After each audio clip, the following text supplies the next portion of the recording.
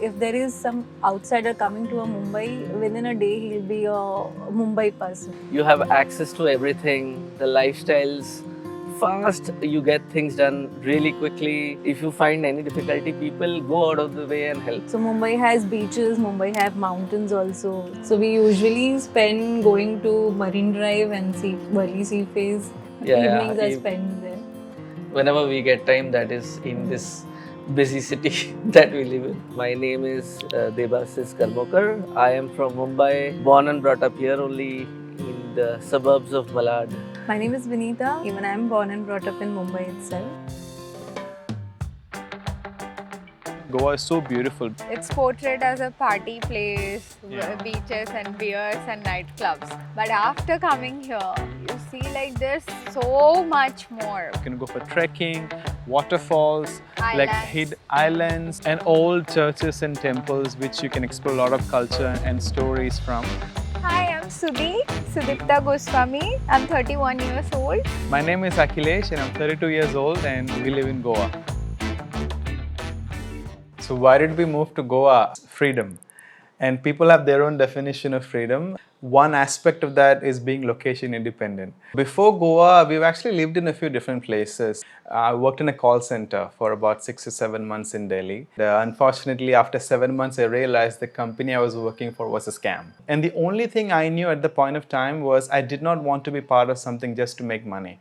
Literally, this is what I searched, jobs that help people. And there was one thing there in big bold letters that said, become an English teacher, go to Southeast Asian countries and change lives. Like he searched jobs that change people's life.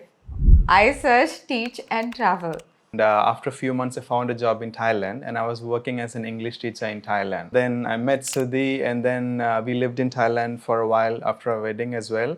And then we lived in Vietnam also. Until we realized we miss Indian food and we want to move back. We decided where in India you can get the same, feel of this internationalization, different cultures and food. And so we decided let's go to Goa, and late 2023 we moved to Goa. Since then I've been blogging full time, and he's in his own business. Business, it's not always the same, right? Some months are really good, some months there's a benchmark that we have created. If I have to combine both of us, it'll be at the moment approximately about 35 to 50 LPA. It's in that range at the moment. I started off with a securitization team. It was very niche. I had a lot of opportunity there back in 2012. Since then, I have grown. Currently, I'm into fundraising, treasury, investor relations. Similarly, I started as an associate. Now I'm working as a manager in the insurance company. Since Mumbai is the city of dreams, there is a huge competition. You need to go an extra mile to ensure that you're at the right place at the right time to get the opportunity that you deserve. If you miss that opportunity, then someone else will grab that. We started off with merely less than a lakh salary. Today, we together earn about 40 lakhs a year. You can see the growth opportunities that there is in Mumbai. So I feel like there is a misconception that most people have that just by being in a tier 1 city, it doesn't mean that your career will be good or you will earn a certain amount of money. If you have a good skill set, where we're living is not really an issue. As long as you have good internet connection, it's not a problem. We used to earlier live in a one-room hall kitchen. 4 kids growing up in that one-room hall kitchen, you must be aware how difficult it would have been. Post that, we moved to a 2 BHK. Then eventually we moved to a 3 BHK. And as we progress, we have the thought to move in a larger house where there are gardens, there's more greenery. There are more amenities because kids, when they grow up, they need space. But because of this rising price, we are still We are contemplating what to do, what next. Some people move to Goa for the feel of living by the beach, going to the shacks every other day. Places like Mandrem or Kalangut, which is by the beach, that is preferred. You want Swiggy, Instamart quickly, and you know, like all these fancy restaurants and cafes, then you can live in a place like Panjim, Porvorim. Not all parts of Goa has the same level of facilities in terms of the electricity and the Wi-Fi and all of that. You can look at Porvorim or even Mapsa is good for that matter. And also the airport, which will be a little bit closer. So the Mopa airport, the new one, it's not that far from where we live. So in Mapsa area, the current range for this kind of 2 BHK apartment, it goes from 25 to even 30-35. Then from Porvorim area, it's from 25 to 30-32. For Panjim, 22 to 28. In Seolim, it's one of the most expensive ones currently, from 30 to 55. When we used to live in Bangalore, I personally felt the whole rental situation in Bangalore is such a nightmare. We had to pay 1 month of the rent as a commission to the agent, who absolutely doesn't care about all this, and then 1 month of advance rent, and then 5 months of deposit. So for 20,000 rupee apartment, we ended up paying 1.4 lakhs. It's so different here in Goa because most of the places they take like 2 months of deposit and 1 month in advance. And if you want to negotiate, they're even okay to do like 1 month and 1 month. Earlier, a 1 BHK in the suburb of Malad was about 17 to 18,000. But today, a 1 BHK is roughly 35 to 40, even 55. If there is a 2-bedroom hall kitchen, it ranges roughly from about 55 till 70, 75. Now, if I go to tell you about owning a house, 1-bedroom hall kitchen used to cost about 80 lakhs. Today, it's nearly 120 to 140. 2 BHK, 2 to 2.5 crore. If you go to select a society where the amenities are good, one is right behind us, 250 to 280. She used to work with the company in Bangalore, and even though it's 8 hours on paper, it's never really 8 hours, right? So by the time she used to finish her work, I would run out of my energy. We didn't really have much time together, although we were living in the same home. And I guess a lot of couples living in cities can relate with that. Because we have this location and time freedom, I think it is possible. And it's definitely more fulfilling because you are there, you know, when the other half has some significant event, you are not missing out on that. So that's really nice. The best part is that you have access to everything. The stressful part is that you are working probably from a morning 8:30 till evening 8:39. You don't have time to manage your health. Weekdays are usually very stressful, working, in commuting. There are times when you're so exhausted, you don't even have dinner, you just go to sleep. Managing a healthy lifestyle gets a little difficult. You need to then ensure at a certain age you work on your health, and then you can achieve the balanced lifestyle that you want. So we didn't have any issues mingling with the locals and the culture. Almost everybody that we have met, the locals in Goa, they're very friendly and welcoming. If they sense that you respect it and you're curious to like integrate into their lifestyle as well, they're very welcoming. This is what we have found. Nightlife here is quite happening in Mumbai. So at night, definitely Marine Drive is one of the places that you must visit. There's Gateway of India, where you could go to Kulaba. Mumbai never sleeps. So at night also, if you're traveling, you know you're still safe. Compared to any other city all across India. Yeah, favorite Goan food, the top of the list for me is Ross omelette. For me, I like the poi pockets. They have the bread poi, and inside that you put something like a sandwich and make it kind of sandwich. That, and also the fish thali in Goa, chonak fish, rava fry. The love for fish. So I'm from Kerala, she's from West Bengal. So and I think people from Kerala, West Bengal and Goa, we all have a love for fish. So vada pav is definitely one of our favorite food that we love enjoying. Apart from that, I'm a little spicy lover, so I like misal. I used to have vada pav almost every second day earlier, which is one of our favorite foods early morning. But then again, you got to shift to healthy lifestyle, working on that actually. So yeah, trying to have or eat healthy. One of the things that I remember distinctly when we used to live in Bangalore, I always noticed a subconscious competition going on. what car you drive or which society you live in or how much rent are you paying. There's always things like that, conversations like that going on. That kind of competition not being there, it's very healthy for your mental peace so that you can focus on what you truly want to improve in your life. Most of the people here have everything, but they are not content because you want to keep yourself upbeat with the other person that you're comparing with. Then you tend to buy things, overspend because that person has bought, no, I should also buy it. Compared to Bangalore, overall, I think the expenses have come down. It'll be at least 20 to 30% less. It'll be about 70 to 80,000 a month, and that's including the rent I'm speaking about. It'll be about 25 to 30% goes towards the rent and the maintenance and everything. About 5 to 6% goes towards petrol. Another 30% also might go to our travel-related expenses. 5 to 10% towards entertainment, and everything else like miscellaneous. The monthly expense that we have is roughly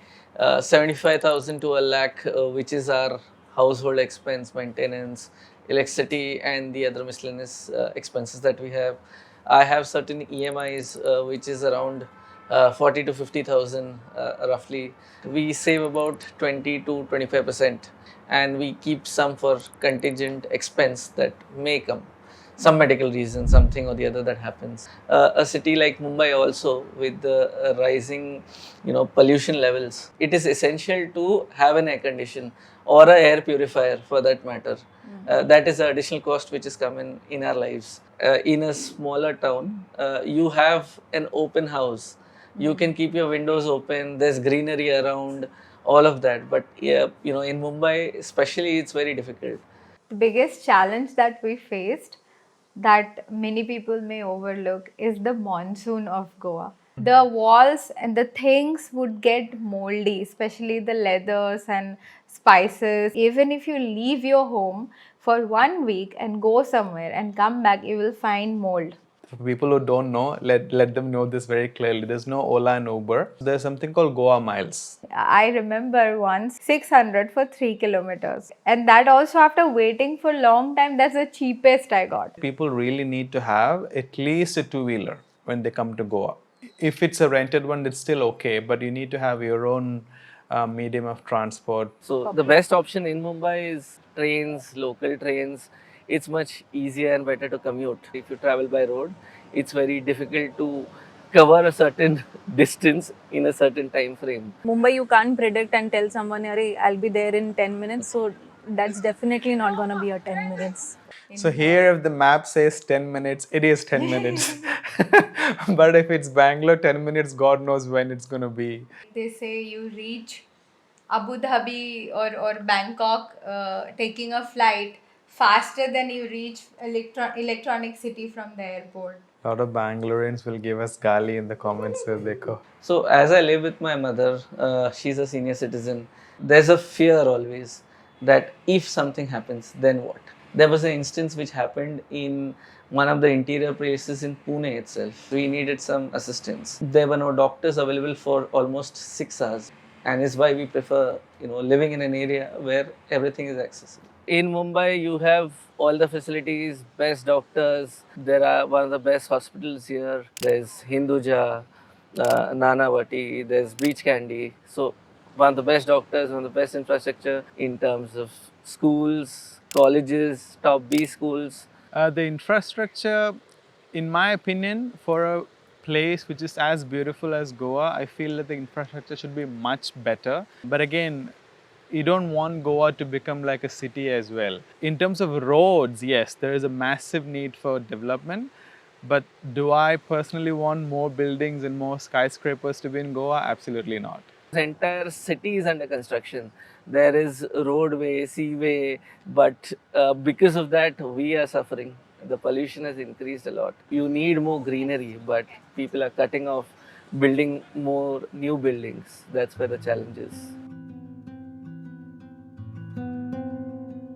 Impact of life here on our health, I think overall we are much healthier. You don't spend hours in the traffic, so you are not very Pissed off. annoyed about that, and that definitely affects your physical health as well. Like if you are not underslept or overworked for a while, so if you can take it slow and balanced, so that definitely helps in your overall health. Physical health, absolutely much better because you don't have to be inside a confined space. So you can be in nature much more, go for walks, take a bicycle and ride around Goa, or even go on a jog or a run on the beach and play on the beach. That's much better.